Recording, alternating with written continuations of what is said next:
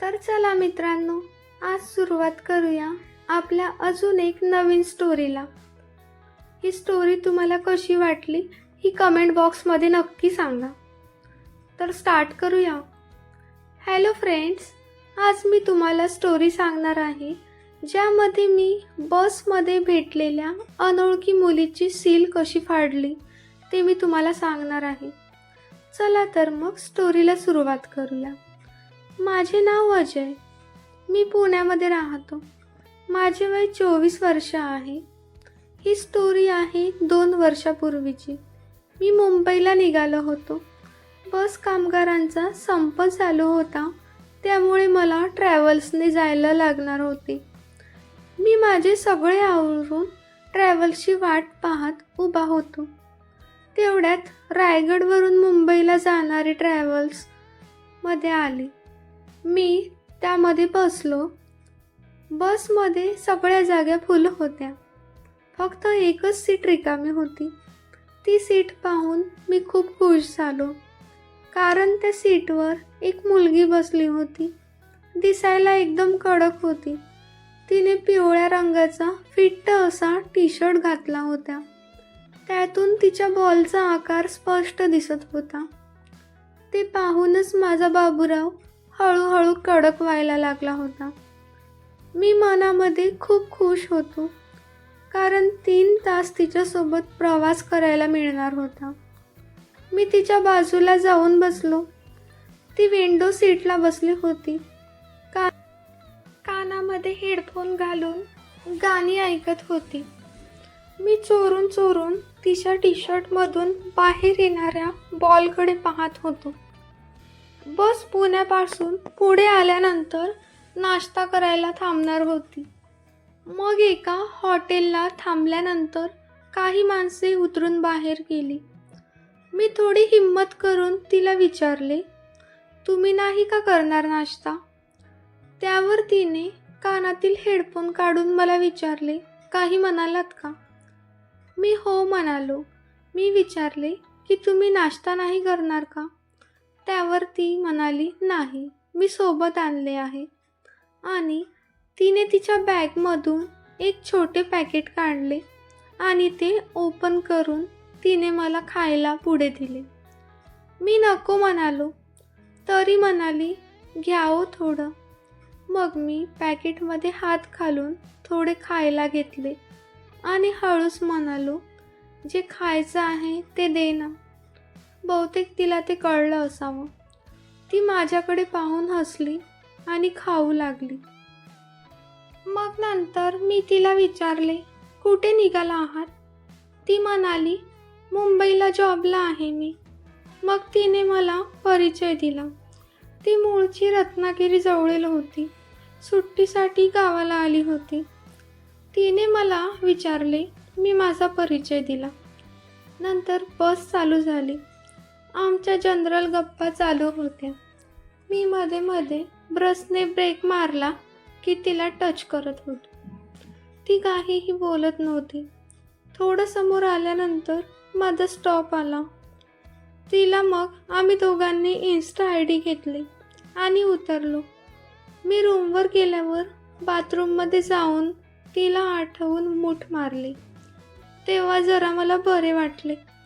मी fresh झालो आणि थोडा वेळ झोपलो, कारण मला रात्री बाहेर जायचं होतं. 5 वाजता मी झोपून उठलो. आवरून बाहेर जाऊन आलो. जेवण करून आलो आणि येऊन फ्रेश होऊन मोबाईल पाहत बसलो. तेवढ्यात इन्स्टाला मला एक SMS आला. बसमध्ये भेटलेल्या मुलीचा होता. तिचं नाव कविता होतं. आमच्यामध्ये नॉर्मल बोलणं झालं. नंतर आम्ही झोपून गेलो. थोडे दिवस आमच्यामध्ये बोलणे झाले. काही दिवसांनी मला तिचा SMS आला की मी गावाला जाणार आहे, एकत्र जाऊया बसने. मी म्हणालो, तू पुण्यामध्ये ये, आपण इथून एकत्र जाऊया. मग आम्ही त्या दिवशी मूवी पाहायचं ठरवलं आणि मग नंतर दुसऱ्या दिवशी गावी जायचं. ठरल्याप्रमाणे ती पुण्यामध्ये आली. आम्ही दुपारी 12च्या शोची तिकिटे काढली. मी तिला बस स्टॉपवर घ्यायला गेलो. तेवढ्यात ती आली. तिला पाहून माझे डोळे तिच्यावरून दुसरीकडे जातच नव्हते. तिने पिंक कलरचा क्रॉप टॉप घातला होता आणि खाली स्कर्ट होता. तो तिच्या गुडघ्याच्या थोडा खाली होता.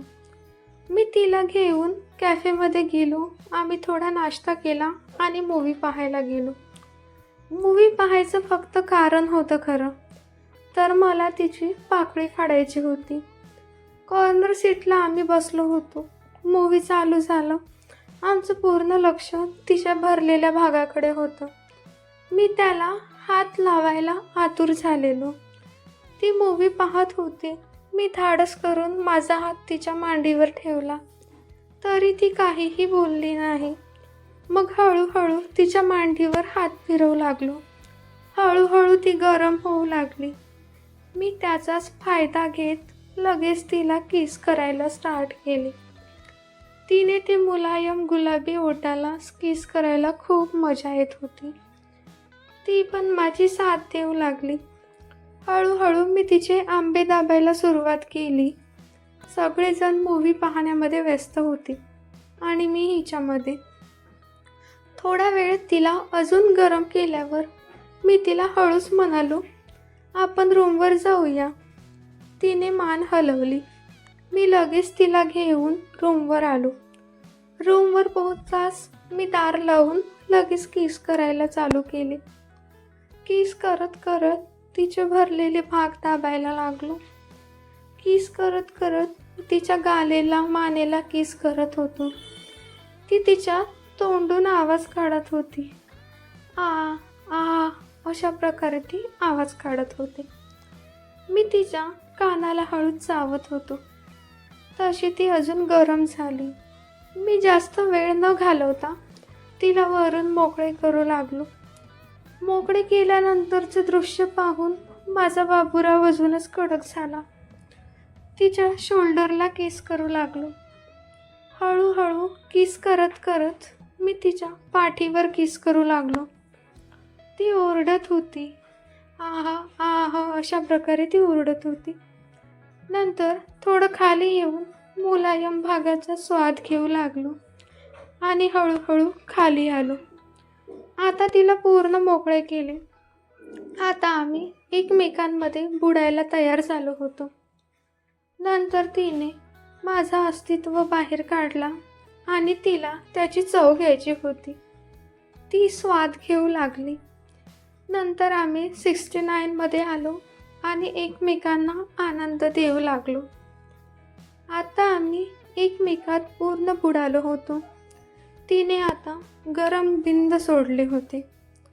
नंतर मी तिला बेडवर पाय फाकून झोपवले आणि युद्धासाठी तयार झालो.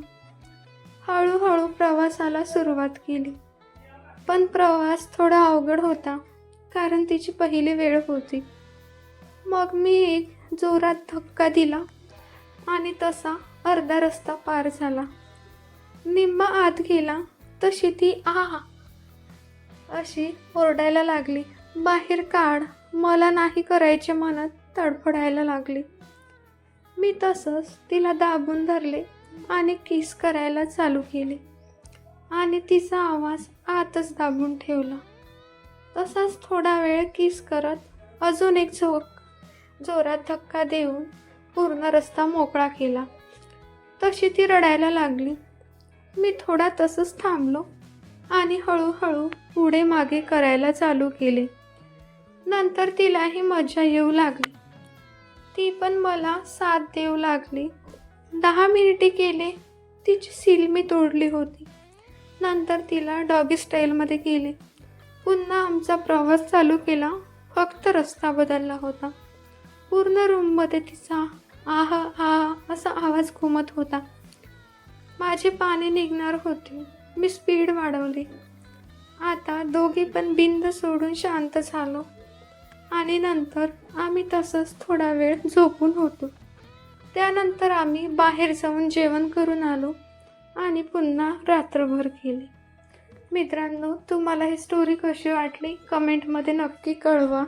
व्हिडिओ आवडला असेल तर व्हिडिओला लाईक करा, चॅनलला सबस्क्राईब करा.